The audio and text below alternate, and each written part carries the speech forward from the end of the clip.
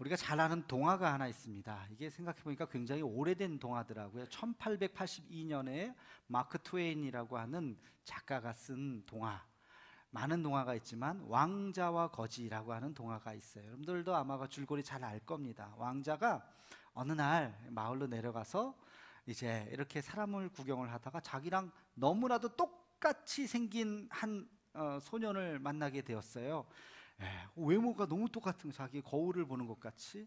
근데 그 친구는 거지였어요. 난생 처음 거지 옷을 처음 보니까 신기하기도 하고, 야, 우리 한번 옷을 한번 바꿔 입자. 그래서 왕자가 자기 옷을 벗어서 거지에게 주고 거지 옷을 자기가 입었어요. 그러다가 벌어진 사건, 거지 옷을 입자마자 거지 취급을 당하게 되고, 왕자 옷을 입자마자 왕자의 취급을 당하게 되면서 그 두 아이의 운명은 그렇게 바뀝니다. 아무리 내가 왕자다 그래도 얘가 미쳤나? 그러면서 거지 취급을 당하고, 아무것도 몰라도 왕궁으로 가가지고, 야, 우리 왕자님이 조금 이상해졌는데 그래도 왕자 대접을 받으면서 살았다가 마지막엔 어떻게 돼요? 서로 해피엔딩으로 그 거지가 잠깐 되었던 왕자가 다시 왕궁으로 왕이 되어서 백성들의 그런 어려운 삶을 자기가 몸으로 체험했기 때문에 아주 선한 왕이 되었다라고 하는 소설입니다. 잘 아실 거예요. 근데 이 소설에서 아주 중요한 깨달음을 하나 줘요. 그게 뭐냐? 옷을 잘 입어야 된다.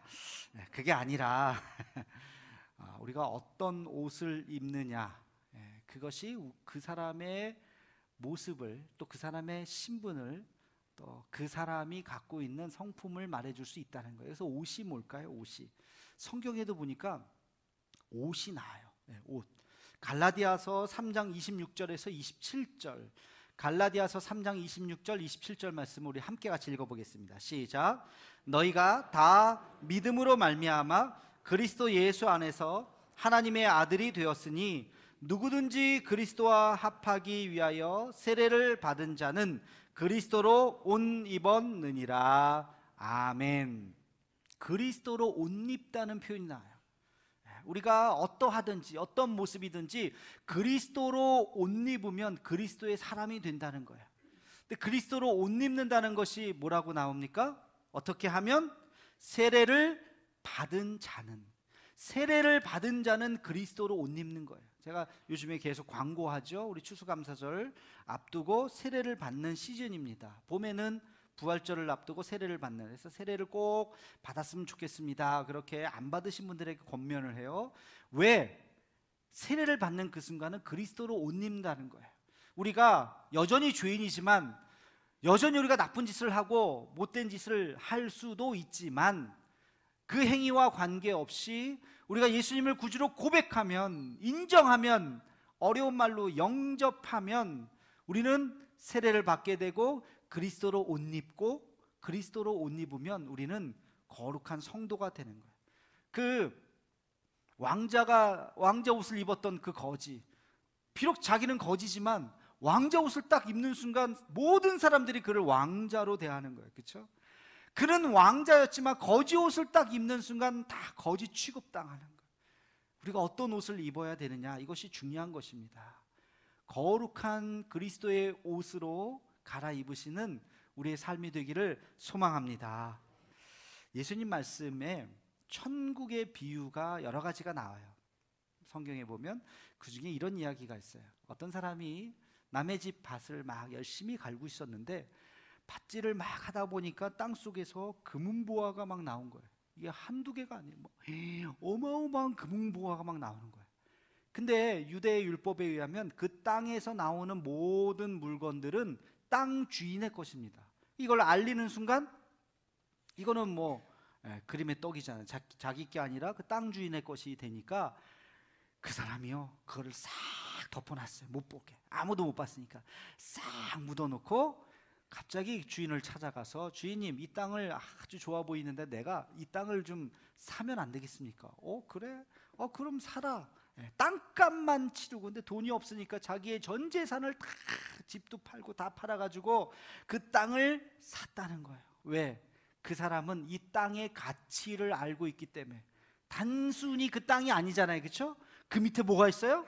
엄청난 보화가 있다는 것을 알고 있기 때문에 어떤 사람들은 손가락질을 할지도 몰라. 저 쓸모없는 땅 저걸 뭐 저렇게 돈 주고 사나, 집까지 팔아가면서. 근데 그 사람은 알아요. 이 땅이 어떤 땅인지를 아는 거예요. 근데 만약에 어떤 사람이 이 땅을 살라고 그러다가 아유 집 팔아서 살아? 막 사람들이 반대하고 그러면 머뭇머뭇거린다면 어리석은 사람이에요. 아, 집을 팔아서라도 사야죠. 그 땅에 그 보화가 있다고 하는 것을 자기 눈으로 봤으면 사야죠.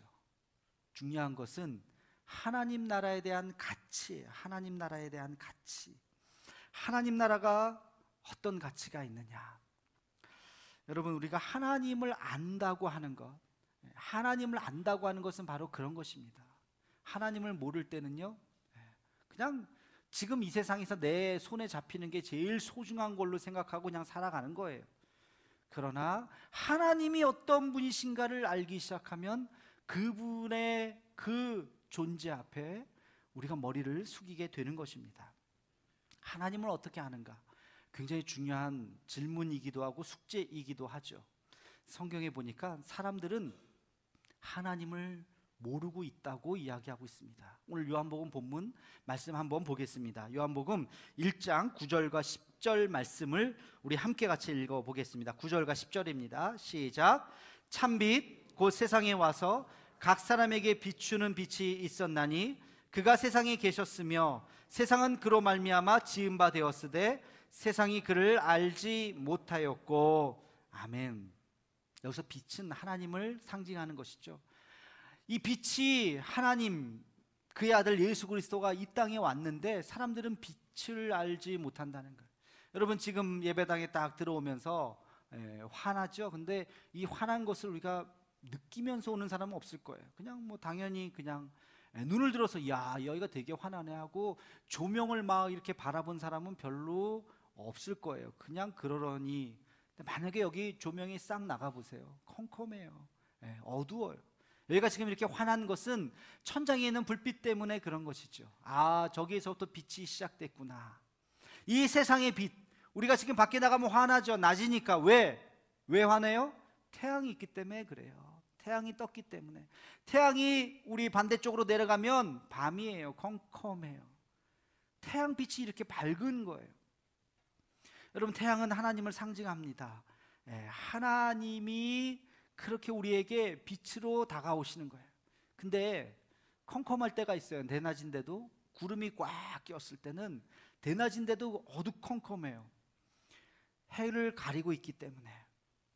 그렇게 사람들은 햇빛을 보지 못한다는 겁니다. 대낮인데도 태양은 거기 있어요. 그러나 구름이 꽉 끼면 지금 해가 뜬 거야, 안 뜬 거야? 떴죠. 해는 떴어요. 그 시간에 항상 거기에 있어요. 그러나 구름 때문에 우리가 보지 못할 뿐입니다. 비가 오는 날 비행기 한번 타보셨나요? 구름이 잔뜩 끼고 막 어두워진 날, 그러나 비행기가 뜹니다. 대기권을 지나서 성층권으로 올라가면 구름 위를 나릅니다. 그러면 태양이 있어요. 반짝반짝 빛나는 태양이 여전히 거기에 있는 거예요. 그 밑에서는 안 보이지만. 이 구름은 뭘 상징한 걸까요? 우리의 죄를 상징합니다. 우리의 죄. 죄가 있으면 하나님이 누군지 몰라요. 하나님 우리의 곁에 계시는데 그분이 누군지 보이지가 않습니다. 그래서 사람들은 하나님이 없다고 생각하는 거예요. 내 마음대로 살면 된다고 생각하는 거예요. 그러나 착각이에요. 죄의 구름을 걷어놓고 보면 하나님이 찬란하게 내 앞에서 빛나고 있는 것입니다. 여러분, 그 죄의 구름을 우리가 걷어낼 수 있는 것이 무엇이냐? 그게 바로 믿음입니다. 하나님을 올바로 하나님으로 볼 수 있는 그 믿음, 주님을 영접하는 그 순간, 우리가 주님을 하나님 앞에, 빛 대신 주님 앞에 우리가 나아가는 그 순간 그 빛을 인식할 수 있고, 주님, 나는 죄인입니다. 내 죄를 볼 수가 있는 것입니다. 그렇게 주님을 영접하는 자에게는 하나님께서 말씀하세요. 내가 너를 자녀 삼아 주노라. 하나님이 우리를 자녀 삼아 주신다고 말씀하십니다. 오늘 성경 말씀에서 한번 확인해 볼까요? 요한복음 1장 12절 말씀입니다. 요한복음 1장 12절 말씀 시작. 영접하는 자 곧 그 이름을 믿는 자들에게는 하나님의 자녀가 되는 권세를 주셨으니. 아멘. 하나님의 자녀가 되는 그 권세, 누구에게? 영접하는 자, 그 이름을 믿는 자에게 하나님의 자녀가 되는 권세를 주셨어요. 어려운 말이 나오죠. 권세, 자녀됨의 권세. 하나님의 자녀가 된다는 것, 그것이 권세라는 거예요. 하나님의 자녀가 되는 권세가 무엇일까? 지난주에 제가 제 친구 이야기를 했어요. 기억나세요? 기억나시죠? 제 친구가 고등학교 3학년 때 자기의 키워주셨던 어머니, 지금 어머니가 자기의 생모가 아니라고 하는 것을 알게 됐다고. 기억나시죠? 네. 지난주에 안 오신 분들은 인터넷을 검색해서 한번 그 친구가 고등학교 3학년 때 자기 어머니가 생모가 아니라고 하는 것을 알게 됐어요. 근데 엄마 아빠한테 말을 못해요. 어떻게 하다가 알게 돼가지고 벙어리 냉가슴 끙끙끙끙 앓고 있는 그 이후의 스토리를 제가 말씀을 좀 드리겠습니다. 그 제 친구의 어머니 생모는 그 길로 이혼을 하고 나서 그 길로 미국으로 이민을 가셨어요. 여러분, 지금은 이혼이 뭐 그렇게 크게 뭐 문제될 것이 없는 시대에 우리가 살아가고 있지만 40년 전, 50년 전이에요. 제 친구가 3살 때니까 45년 전쯤, 40~50년 전에 우리 대한민국에서 이혼한 여자가 살아간다고 하는 게 쉬울까요? 어려울까요? 어려워요. 어려워요. 그러니까 그분이 결심을 하고 미국으로 이민을 가신 거예요. 근데 제 친구가 어머니를 딱 만났을 때 이 어머니가 자기가 어느 초등학교를 나왔는지, 언제 전학을 했는지, 어느 중학교를 나오고 네가 몇 년도 어디까지 살다가 어디로 이사했고 이걸 다 알고 있더라는 거예요. 어떻게 이렇게 다 알고 있었을까? 자기 한국에 있는 자기 친구를 통해서 내가 낳은 2 아들들이 지금 어느 학교를 다니고 지금 어떤 모습으로 성장하고 있는지를 사진을 받고 한국에 가끔씩 나올 때마다 학교 앞에서 기다려서 그 아들의 모습을 옆에서 지켜보고 있었던 거예요. 이 아이가, 제 친구가 초등학교를 졸업하고 중학교를 졸업하고 고등학교를 졸업하고 대학을 들어갔어요. 군대를 갔어요. 서울구치소에 교도관 생활을 했어요. 그래서 맨날 그 얘기 제가 아주 많이 들었어요.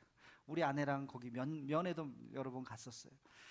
그리고 나서 다시 학교를 복학하고 대학을 졸업했습니다. 그리고 직장을 갔어요. 신문 기자로 이제 들어가게 되었는데, 직장을 들어간 20대 후반의 어느 날 회사로 전화가 왔어요. 민 기자님, 좀 만나고 싶은데 만나줄 수 있나요? 어느 여자분의 목소리가 들린 거예요. 그때 직감을 했답니다. 어머니구나. 그리고 나서 회사 앞에 카페에 가서 그분을 처음 만난 거예요. 30년 만에. 그분이 이제 성인이 됐고 나이도 20대 후반이 됐고 이제는 알고 있는지 없는지 모르잖아요. 그렇죠? 그 아들이 내가 생모라고 하는 거를 아는지 모르는지 모르지만 이제는 밝혀도 되겠다 싶은 마음이 그 어머니 마음속에 들었던 거죠. 그래서 찾았어요. 만난 거예요. 그 친구는 이미 알고 있었잖아요. 19살 때. 딱 보는 순간 어머니구나. 부인할 수 없는. 닮잖아요. 그렇죠? 닮잖아요. 서로 그거를 알았다는 거예요. 스토리의 반전은 여기서부터입니다. 자, 그러면 그 어머니가 미국으로 이민을 가서 어떻게 살았느냐? 중국계 미국인을 만났습니다. 그 중국계 미국인을 만나서 청혼을 받고 결혼을 하게 되었는데 한 가지 조건이 있었답니다. 나는 이미 2 아들을 낳은 사람이기 때문에 나는 자녀를 낳지 않겠습니다. 근데 중국계 미국인이 No problem 했겠죠. 괜찮습니다. 나랑 같이 결혼만 해주세요. 그래서 자녀를 낳지 않고 그분하고 결혼을 해서 미국의 한 도시에서 잘 살았는데요. 그분이요, 갑부예요. 갑부. 엄청나게 부자이고 또 신앙생활도 너무너무 잘했어요. 그 어머니가 내가 이혼하고 나서 너희 둘을 떨어뜨리고 매일매일 기도했다. 신앙이 너무너무 좋으신 분이 된 거예요. 그리고 나서 그 친구가 제 얘기를 했어요. 내 친구 중에 내가 전도한 그 친구가 저를 전도했죠. 내가 전도한 친구 중에 지금 전도사로 있는 친구가, 목사가 되려고 하는 친구가 있다니까 그분이 너무 기뻐하신 거예요. 만나보고 싶다. 저는 이미 그때 결혼을 했거든요. 제 아내랑 같이 넷이서 만나서 식사를 했습니다. 너무 좋아하시고, 제가 그분을 딱 보니까 이건 뭐 유전자 감식이 필요 없어요. 그냥 딱 붕어빵이에요. 그냥. 그래서 그분을 그렇게 감격적으로 만났던 기억이 있습니다. 그런데요, 그 친구는 그 어머니 덕에 미국에 여러 번 가고, 갔다 와서 나한테 하는 말이, 야, 우리 어머니 집이 엄청 넓다. 수영장이 2개나 있다. 그래서 제가 그때부터 우리 생모는 어디 없을까? 우리 어머니는 어디 없을까? 얼마나 이게 한편으로 되게 불쌍해 보이었는데, 그 전까지는 갑자기 부러워가지고 그 30년 만에 만난 그 아들에게 그 어머니는 온갖 정성을 다 쏟아준 거예요. 저는 국물도 없었어요. 밥 한 끼 사준 게 끝이에요. 여러분, 하나님이 우리를 자녀 삼아 주셨다고 하는 거, 이것이 이런 놀라운 축복입니다. 하나님이 우리를 자녀 삼아 주셨다는 거, 하나님의 모든 것을 우리에게 쏟아 부어 주시는 그 은혜와 사랑입니다. 저는 그분을 똑같이 만났지만, 저도 처음 봤고 제 친구도 처음 봤지만, 저는 아무것도 아니에요. 왜? 저는 자녀가 아니잖아요. 그 친구는 아들이잖아요. 모든 것을 다 주시는 거예요. 자녀됨의 권세, 하나님 우리를 영접하기만 하면 우리를 자녀 삼아 주셨다 그랬어요. 우리에게는 권리가 생기는 겁니다. 자녀로서의 권리. 여러분, 자식 낳아봤죠? 자식이 울면 부모가 가만히 있어요? 울던지 말던지 따라가잖아요. 왜 울어, 왜 울어? 젖을 주고, 그렇죠? 기저귀를 갈아주고, 얘가 왜 그런가 열이 나나, 애가 조금 아프기라도 하면 엄마가 24시간 잠도 못 자고 옆에 붙어 있잖아요. 그게 부모의 마음이에요. 우리가 주님을 영접하는 그 순간, 내가 너를 자녀 삼아 주겠다. 그러면 하나님이 우리를 지켜보호해 주시는 것입니다. 날마다 날마다 우리와 함께 하시는 것입니다. 우리에게 성령을 보내주셨어요. 그리고 우리에게 늘 동행하게 하시는 것입니다. 마지막 이 세상을 떠나는 날 걱정하지 마. 내가 너를 품어준다. 하나님 나라에 갈 뿐만 아니라 이 땅에서 살아가는 동안도 힘들고 어려운 삶이지만 두려워하지 말라 아들아, 놀라지 말라 아들아, 내가 너와 함께 할 것이다. 하나님이 우리를 그렇게 끝까지 품어주신다는 것입니다. 우리가 믿기만 하면 돼요. 우리가 하나님의 자녀가 되는 것은 무슨 유전자 감식을 하는 게 아니에요. 아주 너무나도 간단합니다. 너무나도 단순합니다. 그분을 믿기만 하면 돼요. 어떻게 믿는데요? 어떻게 믿느냐? 내가 주님을 믿습니다 하고 고백만 하면 됩니다. 이 시간 내가 예수님을 믿겠다, 내가 하나님을 믿겠다라고 생각하시는 분이 있다면, 우리 다 함께 눈을 감으시고, 다 함께 한번 눈을 감으시고, 내가 잘 모르지만 나의 창조주가 되시고, 눈을 감으세요. 다 눈을 감으세요. 나의 창조주 하나님을 내가 이 시간 믿기를 원하는 사람은 조용히 손을 모아주시기 바랍니다. 그리고 그러신 분들은 제 기도를 한번 따라해 주시면 좋겠습니다. 거룩하신 하나님, 하나님께서 이 세상을 창조하신 창조주 하나님이심을 믿습니다. 예수님께서 나의 모든 죄를 대신해서 죽으신 구원자이심을 믿습니다. 성령께서 이 시간 내 마음에 오셔서 주님을 영접하게 하옵소서. 나의 영혼을 받으시고 이제부터 주님의 자녀로 살아가는 권세를 허락하여 주옵소서. 이 세상 떠나는 날 주의 손을 잡고 천국 가는 은총을 허락하여 주옵소서. 예수님의 이름으로 기도하옵나이다. 아멘. 눈을 뜨시기 바랍니다. 여러분, 진정으로 진심으로 이 기도를 마음속으로 따라했다면 이 순간 여러분은 주님의 자녀가 되었습니다. 의심하지 마시고 이 기도를 따라할 수 있다라고 하는 것은 그냥 할 수 있는 게 아니에요. 성령께서 우리 안에 있기 때문에 내가 주님을 영접합니다라고 말할 수 있는 것입니다. 우리가 하나님의 자녀가 되는 순간 우리에게는 권리가 생겨요. 어떤 권리? 기도할 수 있는 권리, 하나님 앞에 부르짖을 수 있는 권리가 생기는 것입니다. 하나님에게는 의무가 생겨요. 어떤 의무? 우리의 기도에 응답하셔야 하는 의무가 생겨요. 우리가 하나님 앞에 기도할 때 하나님께서는 그 기도를 들으셔서 우리에게 말씀해 주시는 것입니다. 하나님과 우리 사이에는 약속이 있습니다. 그 약속이 뭘까요? 하나님의 말씀이에요. 하나님의 말씀에 약속이 있어요. 우리 서로 이 약속 안에서 우리는 하나님의 자녀가 되고 하나님은 우리를 자녀 삼아 주시는 것입니다. 여러분, 우리가 자녀라 할지라도 그 자녀가 우리를 아줌마 아저씨라고 부르고 집에 들어오지도 않고 남의 집에 가서 살면 얼마나 속상합니까? 그렇죠? 그러면 안 돼. 우리가 하나님의 자녀이기 때문에 하나님의 말씀 안에서 이 성경 말씀에 있는 모든 축복을 우리는 구할 수 있고, 성경 말씀에서 약속한 모든 은혜를 하나님은 우리에게 주시는 의무가 있는 것입니다. 이것이 축복이에요. 우리가 이것을 믿어야 합니다.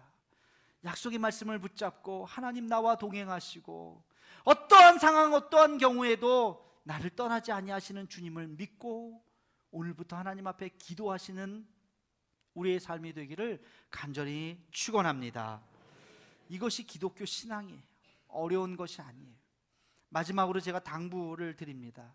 여러분, 어떠한 어려움이 있어도 떠나지 마시기 바랍니다. 어쩌면 다음 주에, 지난주에 오셨던 분들도 또 교회를 가야지 그러는데 토요일 저녁부터 이상한 약속이 생길지도 몰라요. 당일날 나오는데 갑자기 무슨 일이 생길지도 몰라요. 그러면 아이고 뭐 이번 주만 쉬고 다음 주에 가야지, 뭐 일주일에 한 번씩 일요일은 계속 돌아오니까 그러면서 한 주 쉬고 그 다음 주에 또 가려다 보니까 또 무슨 결혼식이다 뭐다 또 약속이 또 생겨요. 아이고 10년 만에 만나는 친구인데 이날밖에 시간이 안 되네. 아유 또 이번 주만 또 쉬어야지. 한 주, 두 주, 세 주 빠지다 보면 교회 못 나와요. 그럼 결단해야 돼요. 우리가 하나님의 자녀가 된다는 것은 하나님 앞에 나와서 예배 드리는 것이에요. 일주일에 이 시간을 구별하여서 내가 하나님 앞에 나아가는 시간으로 생각하고 하나님을 만나는 이 시간, 하나님께서 나에게 들려주시는 이 음성, 그 음성을 날마다 들으면서 사시기를 간절히 소망합니다. 성경 말씀에 보면 하나님이 요셉을 지키셨어요. 그 어려움 가운데, 그 환난 가운데, 노예로 끌려갔었던 그 고난 가운데서도 그를 놓지 않으시고 그를 끝까지 붙잡아 주셨습니다.